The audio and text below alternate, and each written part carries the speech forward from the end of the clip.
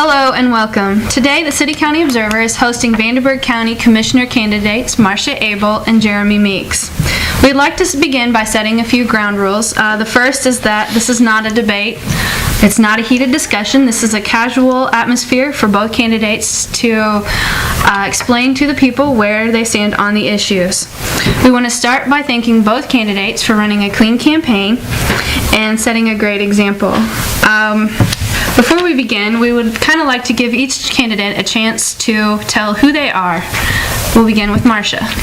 Thank you, and thank you for viewing this morning. I'm Marsha Abell. Many of you know me as having been on the County Council for 4 years. I'm currently not an incumbent or on the council, but I am working as a realtor for F.C. Tucker M.G. Realtors here in Evansville. I've lived in Evansville all of my adult life. I'm a graduate of the University of Evansville, and I am a Republican running in the Republican primary.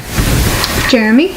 Hi, I am Jeremy Meeks, and I have moved to Vanderburgh County in 1994 from Clay County, Indiana. Moved down here because of my job. I am Vice President at Gibco Motor Express. We operate around 400 trucks, and we employ about 175 people. And I'm a Republican as well. Okay, with the introductions out of the way, Jeremy, we'll begin with you. Can you tell us why you decided to run for Vanderburgh County Commissioner?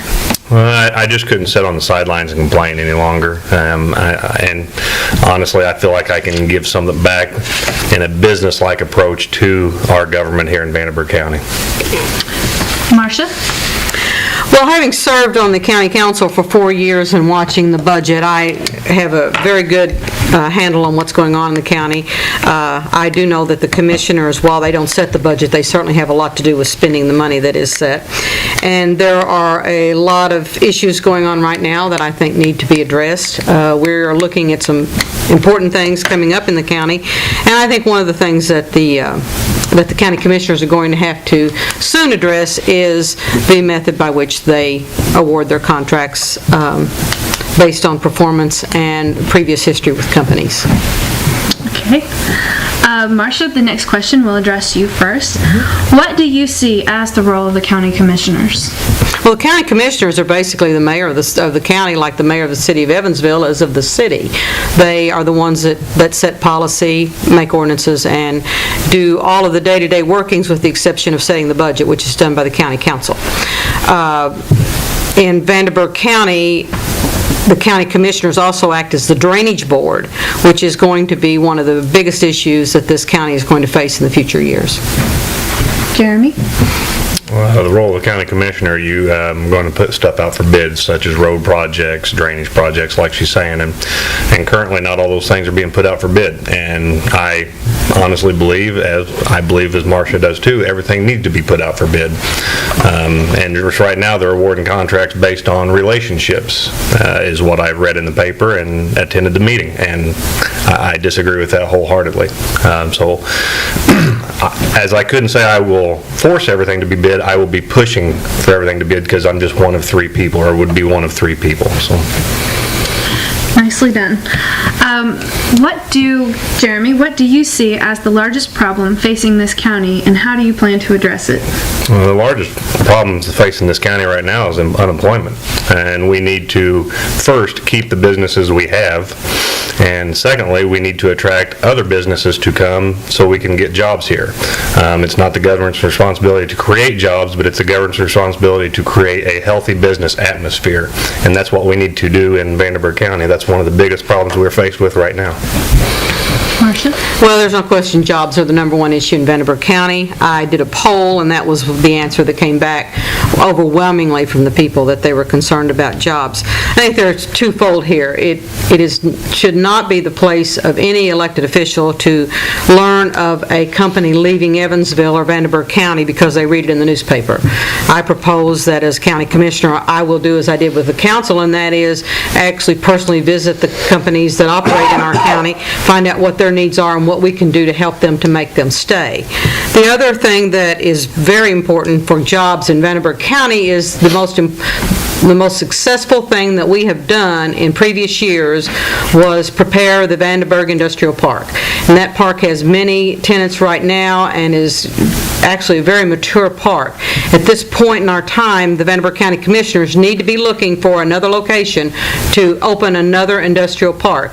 If we bring a company here, we've got to make sure we have room for them to build their facility and operate. Otherwise, we're going to lose them to one of our adjoining counties, which is good for the adjoining county, but it doesn't help the tax base in Vanderburgh County much. Nice, thank you. Funding is a major issue for county government, and while the county council is responsible for setting the budgets, the commissioners take an active role in this process. What are some recommendations that you would make to the council? And we'll begin with Marsha.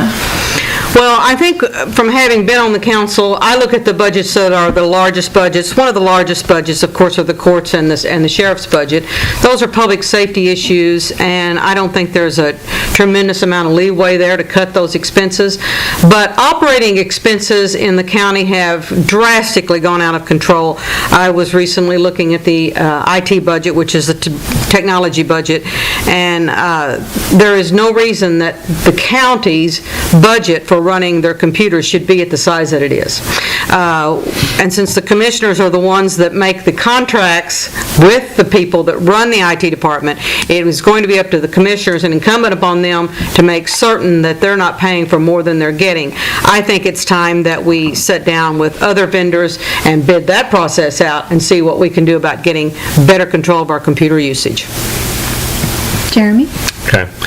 I agree with everything she said, and I will take it one step farther. I would go to every agency that we have with the county and ask where you can cut the budget. I simply think right now there's many people, and a lot of people, simply doing without right now or cut back with their hours, and that is what the government needs to take. They need to take the approach of cutting across everywhere, cutting across the board everywhere.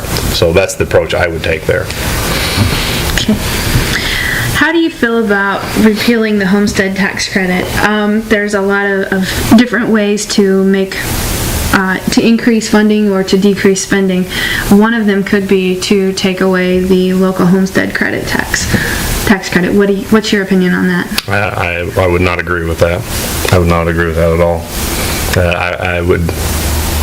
I would ensure that the homestead tax credit would stay in force. Marsha? Well, the homestead tax credit isn't just there or not there. It's there from 1% to 6%, for instance. And I think that what we need to be looking at is what percentage we can handle in our budget without cutting public safety. That's the biggest concern that the homeowners have now, is that any cuts in public safety. There was recently discussion about closing 2 fire stations. No one wants to see fire stations closed and see their house burned down because the fire department can't get there. So I think what we need to do is take a look at that. If we cut enough spending, we shouldn't have to attach anything to the homestead tax exemption. It should be there. And we'll be back in just a minute.